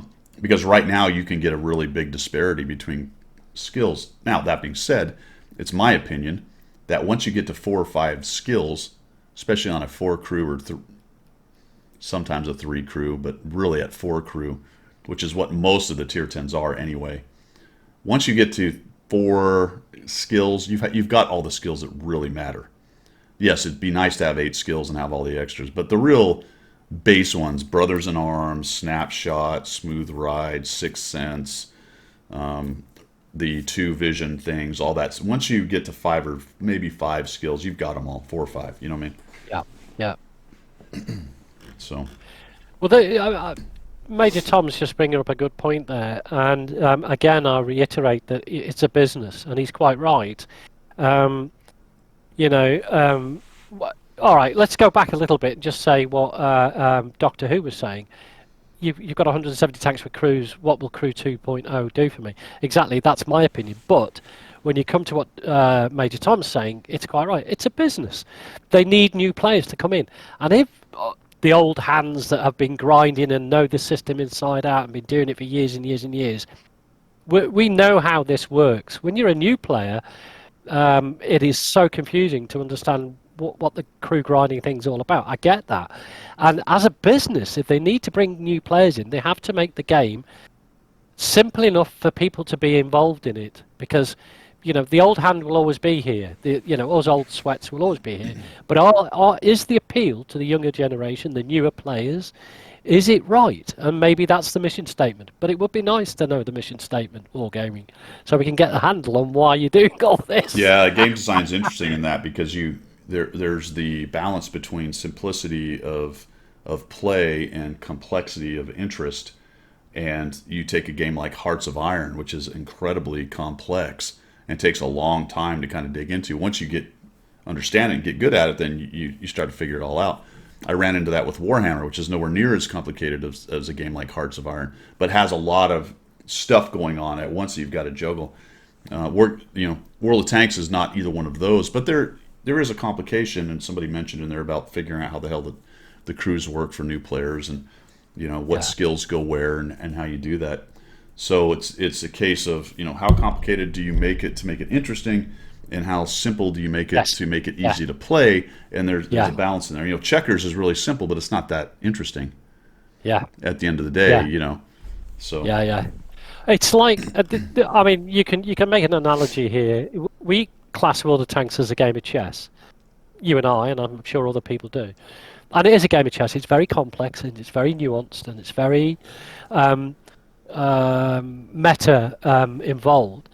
If you drag it down to a game of checkers or drafts in England, then you're going to lose a lot of people because it's not the involvement that people enjoy. Yeah, the dumbing down thing is something I don't like. I understand the impulse for it. A couple of guys just chatted about that same exact thing, but Charlie Horse says the move to twitchier tanks, clown cars, and a faster game. Yeah, I mean, I don't think that's really something you can argue, that in order to get some of the younger players, it's got to be more Rocket League than old school, World of Tanks kind of thing. So that is obviously, I think, some of the appeal. Cliffy says learning that as new players was half the fun. For me, that's 100% true. I enjoy that part of the game. I liked figuring out the crews. I understand that I'm probably a minority on that in that I liked it. I don't particularly like some of the pain points we talked about. I could do without the Mana Corps, for example, being 2 crew members. I think that's ridiculous. But I think you can fix that without doing a complete revamp. Yeah. Either one can probably work, but I feel like you have a game that has been wildly popular. Let's not lose sight of that salient, very important fact. You have a game that's been wildly popular for 10 years. Why? Yeah. Why?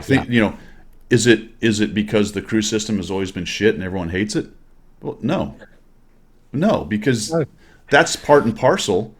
People love the special crew members. They like getting down and figuring out which skill or perk they want to put on it. They enjoy the grind. As much as we whine and piss and moan about grinds, we're here because we like that stuff. Yeah. Right? So to say that, well, that's all shit and it has to go because it's unpopular is on its face ridiculous.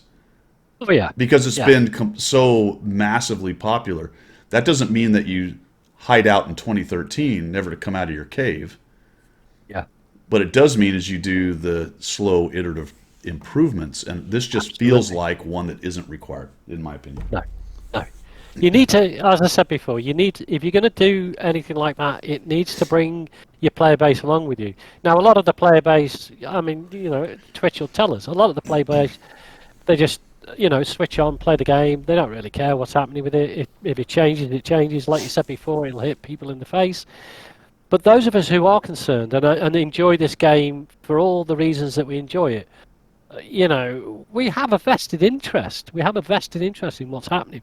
Bring us along with your wargaming. Don't alienate us because you feel you can make $10 more out of a player by having a different system installed. You need to bring people with you. You won't win a battle if your soldiers all walk off the battlefield. I don't know what the RU thinks about it, to be honest. That was a question in there. It's a good question because it is probably, in relation to whether this goes live or not, which I would say is probably, 95% chance. Just throwing a stupid number right out of my rectum there. The only way it gets stopped. The only way that was just a bad image. Yeah, just stop doing that. Hold on, 95%. That goes along with week though grind now. That's in my head. 95.7% of stats are made up on the spot. Let's just say it's a good chance it's going through in some fashion. It's not really going to matter what NA specifically NA, but RU and EU. That will determine if there's a huge stink. Maybe it gets pared back or changed, but I don't even think that's a train. I think that's left the station really. Yeah, I think. RU. If you look at that What Express is an RU leak site. Yeah. So if you look at that, I mean, they're making the noises, but I don't think it'll be in sufficient quantities for it to have an impact on wargaming. Wargaming listen very carefully to RU because of its million-plus players. Sure, they have to. It would make no sense to piss off your biggest base. Yeah, exactly. Yeah. But I think there isn't a big enough noise, not like it has been in the past. I mean, when I've gone to the RU sites and read stuff and looked at stuff in the forums over there, there are some issues where it went through the roof, and all of a sudden wargaming went, oh, hang on, we need to rethink this. So yeah. Yeah, Bogey, you're right. From 3 to 4 to 3. That's the pain point. That people don't like that. I agree with that. As much as I like fiddling with the crews, I don't want to go from a 3 crew to a 4 crew to a 3 crew when I'm grinding crews. It's stupid. It is. Yeah. I always bring up the Mana Corps because it's the worst example of bad examples. That you go from 3 and down to 2, and you've got all those skills piled on 2 poor guys. Yeah. You made a good point, Pilgrim, earlier, I think before we even came on. The biggest benefactor tank-wise is going to be the Mana Corps. Yes, because it's a 2 crew. So, that's going to solve that thing's issues right there. So, on the one hand, I should be going, hey, cool. Which, all right, great, let's solve it. But you could solve it my way by making it 4 guys. Somebody made a good point here. Cliffy's talking about the end game. This is another subject, but it's sort of tied into this. What is the end game of World of Tanks? Wargaming wants it to be tier 10. And that's where they aim all their end game content. I just disagree with that because every tier is cool. I mean, you could do tournaments at tier 4 or 5 or whatever, and they have that. I got it, but you could do events down at the lower tiers just because it's cool. But I do understand the majority of the best players end up at tier 10 and they play tier 10 tanks. And the question is why?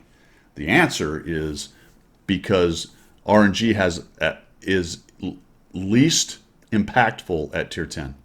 Yes. Because the accuracy, the vision, all the numbers, everything is maxed out. And in some cases, the numbers saturate the game mechanics, unfortunately, at tier 10. And the maps are relatively small. So if you are a very good player at whatever you do, whether you play sports, a game, whatever it is, that has some kind of random elements in it, you always seek to minimize the random elements. So if I have a football team, even a soccer team, I don't just chuck 11 guys out there and say run around and score a goal. I minimize the randomness of that by making a plan. So at tier 10 of World of Tanks, you minimize randomness by having as accurate a gun, as good a crew, as much equipment, all the things that make, and that's why good players go there, because they can control for some of the randomness better than at tier 5. Yeah, no, absolutely. I'm totally in agreement with that. I think every game has a pinnacle. It's like you said, a sports. If you play rugby, amateur, for your local club, the pinnacle for you as a young rugby player would be to play for your country. So, you know, there's that. And they do that with games. You know, the end game is to reach tier 10. But, like you say, right the way through the tiers. I mean, I love playing the T29. It's a tier 7 tank. But it's a fantastic tank to play. And I would play tier 7 all day long if I didn't have 8, 9, and 10. Fine. It would do me. In fact, on console, when it first came out, as well you know, that was top tier. Yeah. So, you know, Yeah, Clifty, you're right. At tier 10, you're never 2 tiers down. That is controlling for some of the randomness in the game. When I say random, I'm talking about matchmaker, you know, tiering system, all the things that you don't have any control of. Absolutely. They play tier 10 because they never see a tier 12 or a tier 11. They don't have, you know, that controls for that bit of randomness in the game, in the system. So absolutely, you're right, 100%. Unless you see a T95 Chieftain, and then that's tier 11. Yeah. I don't know, Heisenberg. Would it increase participation? I think so. I don't know though. You know, I think the counter argument to what I'm saying on that, especially in Clan Wars, is you're still going to have all the best players in their tier 8s. Just because you open it up to more lower tier players, I don't know if they're going to do any better, because you're still going to be facing Yujo and all these other clans in their super souped up tier 8s. What it would do is, exactly. It would get rid of chieftains, though. Yeah, no, that's true. There won't be any chieftains, but you'll have maxed out crews. You'll have premiums, because don't forget you don't get premium tier 10s effectively. Yeah. So you have all the premiums, you know. So yeah, it would be an interesting concept, but I think you're right. Cool. Well, that was a lot on that, man. So we'll see, man. We'll keep an eye on the crew thing. What I said we'd go back to the article real quick, but let's just see if there's anything else to. We covered a lot of the big picture stuff. The specific things are how it's going to be converted. There's new skills. It looks like 5 levels of skills is going to be the max, at least initially. That's what they're thinking about. Each commander can choose up to 4 instructors. This is where your special crew are going to go, although it's not exactly explained how that's going to work. And I'm talking about the boys, you know, Starlight, those people, your reward females from Christmas, Santa Claus, all the different special crew that you have. Here's the thing, Guido. If you've got a tank that is manned, like I have, with the 4 female crew members, it's a good question. What happens to that then? Is that 4 instructors? And I haven't been able to dig it out, but what the hell does that mean? The instructor isn't necessarily in the crew. You just assign them, and then they give a bonus. Yeah. They give a bonus to that commander, and he can have up to 4. And oh, by the way, the slots unlock, and you can pay money to unlock the slots. So go back to the guys that were putting the dollar signs in the chat. So I'm like, oh, there you go. Sake. Bottom line. There was let's see. Yeah, your commander level unlocks a slot.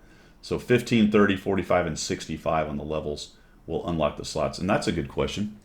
Like, what level will these commanders be? How will they determine, you know, Yeah. when they do the swap, what level? I mean, Because realistically, if you played the game as long as you have from 2011, then everything should be all unlocked for you, surely. You wouldn't have to do any more grinding. we have to assume that it's going to be tied to their overall experience somehow, Okay. right? I mean, if Okay. you decide, whatever, let's just make an arbitrary number. Any commander with with 6 skills or 7 skills has all 4 unlocked, and then they cascade it down. I don't know, something like that. Something like that. And then you've got the crew members that had 0 skill stuff. So they had a special 0 skill. They only have X experience, but they actually have a free skill that doesn't count. So how's that going to count? I mean, there's so many questions. 6th Sense is going to be automatic. One thing it did say is when for every commander. Yeah, when it swaps out. Okay. When it swaps out, you don't have to do any changes initially. You don't have to decide what skills. The only thing that will work though, you know, your guys are going to be sitting here with all their old crap on them, I guess, is 6th Sense because it's automatic. And then you're going to have to build crews. That's another thing, and it's probably a topic for another day, but it's going to be interesting if there's going to be any grace period for people to figure out how to build the crew. So let's say this thing comes and you know, world doesn't end, and we're like, okay, let's figure out how to do this the best way. You look at it and go, holy crap, how am I going to know? Like, how long is it going to be before we start to understand what the good builds are going to be? And how many commanders will I screw over by going, ooh, let's try this, and then I have to pay money? And will there be a grace period? Will you always, you know, for a year, will you be able to switch a week, a month, whatever? I don't know. That concerns me a little bit right there. Yeah.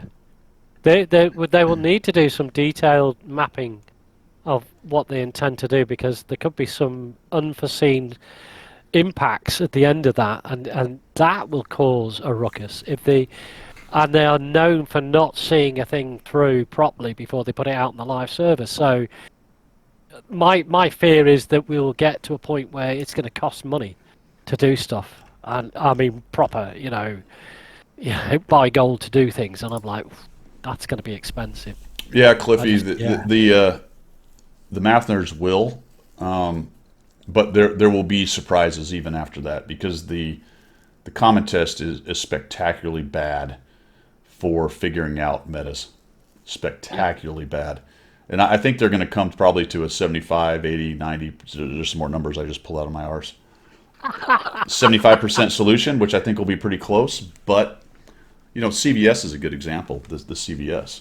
It's only now starting to be realized that, holy crap, this thing is extremely powerful if used right. You know, the amount of assist I can get out of the Mana Core by properly using the CVS and sneaking around in the few maps, granted few maps that it can be used, is amazing. Yeah. So there'll be some of that stuff.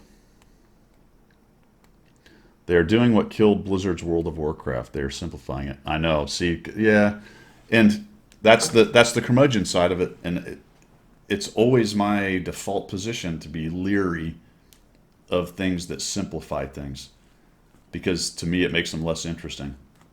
Yeah. You know, just because something is complicated and needs smoothing over doesn't mean it needs to be completely simplified. Those are two different answers to the same problem. Yeah.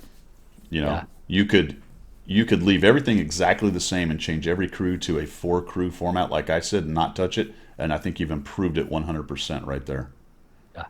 Yeah. Without even touching skills. Yeah. But I mean, it's a fair point, Randall. You know, long-term players do tend to get set in concrete about various things, but I'm happy to learn something new if the end result is a better system. If the end result is just a money grab or just different for the sake of being different. Yeah, exactly. Yeah. Then I think I've got every right to go, oh, well, hang on a minute. You know, I get it, and I'm happy. You know, I'm not too old that I can't learn yet.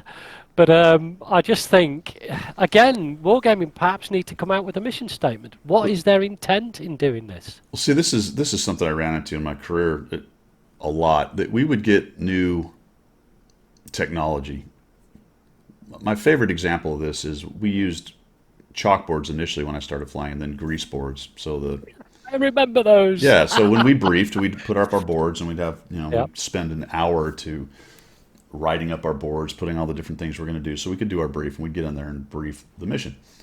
And when they got the smart boards and those things started coming out, people looked at it, oh, look at what we can do with these smart. We can do this and that and the other. And a lot of squadrons bought them, and they put these very expensive, especially back in the day, the early smart boards up. And some of you guys have been in professions that probably saw a lot of the same kind of thing. And you try to use them, and they just didn't quite work right. And the training cost and trying to figure out how to use it was more. They weren't as flexible as just drawing something up on the board. It was harder to erase and do things with. And eventually, pretty quickly, the instructors shit canned them. Oh, we're back. Like, it's new, it's new and different. It is not better. Exactly. You know what I'm saying? And it's not because just being stuck in your ways. It just at that point they were not better. No. I don't know. And over and above that, the training for that type of stuff wasn't there. So you were on the hoof. You were trying to understand this new technology and incorporate it into what is fairly significantly important is a briefing of your crews, and it was failing because you either didn't understand it or the training package that went with it wasn't sufficient to give you the benefits of that particular piece of equipment. I remember, here's an old one, when we introduced viewfoils with the overhead projector. And little did we know that it would be called death by viewfoil, because the students would sit in the class and you would be flipping over the viewfoils, and by about 20 minutes in, they were like, what? Sorry, I didn't, it was just, we stopped doing that because people just lost interest. Yeah. Yep. Oh, Pink Elephant in the Room by Cryotank. Hang on. Oh, man. Yeah, thanks for the follow, man. What's that? Cryotank says, I'm going to drop the Pink Elephant into the room no matter what they come up with. A better matchmaking system. Nothing else will matter. We could spend a whole coffee talk on matchmaking, couldn't we? Yeah. I lost a whole bunch of chat there, actually. I decoupled from chat. Yeah. So I didn't see that. Yeah, now it's death by PowerPoint, exactly. Yeah, it is, isn't it? Now, some of you guys are making a good point. We don't know if it's going to be better or worse. Again, I'm willing to. I have to give it a chance. If it shows up, what do I do? Quit? Yeah. I guess I could quit. You have that option, but I won't. So we'll see. We'll have to see what it is and how it works. Well, this is the thing, and this is the thing we said before, Guido. Because of who we are and how we operate with this particular game, we will try and make it work. We will adapt. But I think while it's in the beta stage, for want of a better word, while it's in the trial stage, then we need to look at what they're putting out on paper and have our own take on that and go, well, we can see from an outside point of view, we can see the pinch points with that system. Right. Whereas perhaps the developers can't because they're so enmeshed in it, Yeah. I don't know. All right, cool. Well, we beat that horse to death. I'm glad we solved it. We? Yeah. I'll send I'll send my notes to Wargaming and they'll sort it out.